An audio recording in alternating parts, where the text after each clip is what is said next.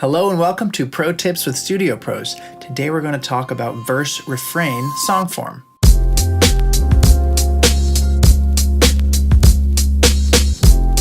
So these days, most songs are verse-chorus song form, and we're going to go into that in another episode, but today we're going to talk about verse-refrain, also known as AABA song form. You'll hear verse-refrain song form used a lot in older songs. A lot of folk songs use it. A lot of Beatles songs are verse-refrain song form. Some great examples are Just the Way You Are by Billy Joel, Something written by George Harrison, Yesterday also by the Beatles. And the reason I'm bringing it up is not because I think there's going to be a resurgence in the verse-refrain song form, but it's because when learning to songwrite, it's a really good way to improve your chops. So where in the verse-chorus song form, you have a whole verse section and then a whole chorus section that is repeated. In verse-refrain, the hooky part, which is usually what the chorus is trying to achieve, the hooky part is just one line in the verse.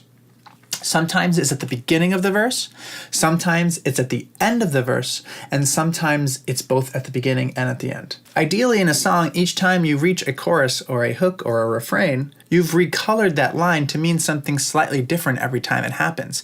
And it's much easier to do that when you have just one line of lyric that you have to recolor each time.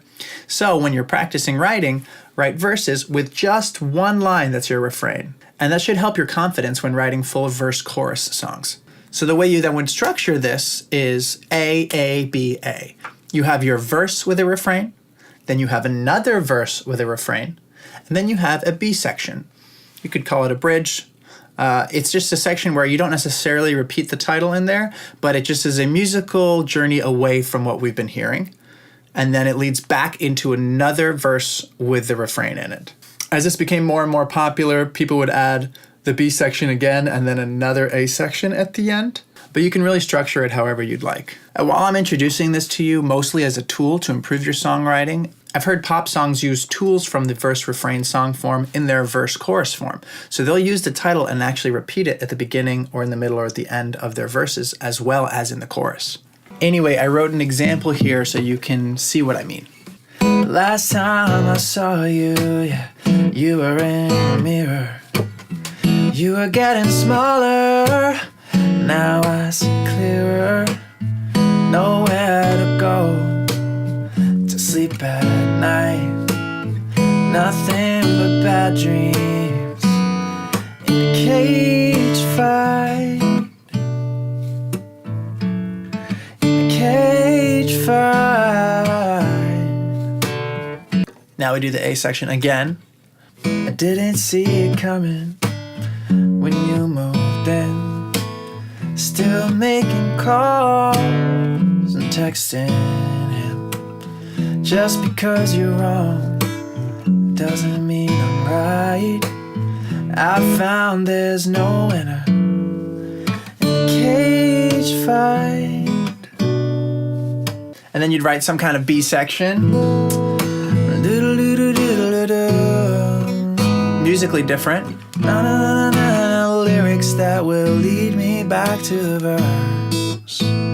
Back to the verse. And then you'd go into one final round of the verse with a refrain at the end, in my case, or at the beginning, maybe if that's what you're writing, and you have your whole song. Now, if you notice in the song that I wrote, I changed the chords and the melody at the title, at the refrain. So the listener knows, oh, this is special. He's highlighted this in a way that makes me feel like I'm supposed to remember it. And then when it comes around again, you can tweak the melody a bit, or you can leave it the same to try to get them to have it stuck in their head. And some final tips to make sure that your refrain line sticks out is try to maybe use some melody notes that you haven't used in the rest of the verse. Try to introduce maybe a new kind of rhythm. If you've been doing just eighth notes the whole time, sing quarter notes or maybe 16th notes to make it stand out a little bit more. Give it some space before and after the line so it has its own little area to live inside of. And those things together will probably make it so that even the first time your listener hears it, they know right away that that's the title of the song. That's the refrain that they're supposed to be hearing. So once again, not only do I think this can be a beautiful song form for a lot of songs, but it's also a really great tool to be improving your skills and be writing a lot of songs without having the responsibility of dealing with an entire chorus section to build your verses around.